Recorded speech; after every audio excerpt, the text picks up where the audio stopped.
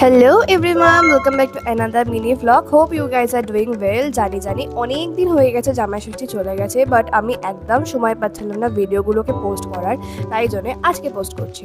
So দেখলে আমি চলে গেছিলাম তমজিৎদের বাড়িতে আর নিয়ে গেছিলাম গিফট হিসেবে একটা মাজা। আর এখানে মিমি দিদি জামাই ষষ্ঠীর জন্য সবাইকে গিফট দিয়ে দিচ্ছিল, আর আমিও পেয়ে গেছিলাম একটা গিফট, চকলেট। তারপরে কাকু সৌরভ দাদাকে গিফট দিয়ে দিচ্ছিল আর আশীর্বাদও করে নিল, আর মিমি দিদিকে দিয়েছিল টাকা। এবারে আমাদের সব থেকে ছোট ক্ষুদে সদস্যর গিফটিং এর পালা। ও তো এখনো গিফট কি জিনিস বোঝেই না। যাই হোক, তারপরে আমরা সবাই উনো নোমার্সি খেলতে বসেছিলাম, আর এখানে 4-5 খানা +4 পেয়েছিল সৌরভ দাদা। তাই বলছিল যে আমি তো অলরেডি আউট হয়ে গেলাম, কারণ উনো নোমার্সিতে 25টা কার্ড হলেই আউট হয়ে যায়। আর এটা হচ্ছে আমার বৌমা ষষ্ঠীর গিফট। আমি পেয়েছিলাম একটা স্লিং ব্যাগ। তারপরে আমরা সবাই লাঞ্চে বসে গেছিলাম, আর লাঞ্চে ছিল রাইস, 5 রকমের ভাজা, ডাল, ওটা কি মাছ ভুলে গেছি, মাটন আর মিষ্টি। সো দেখা হবে নেক্সট মিনি ব্লগে।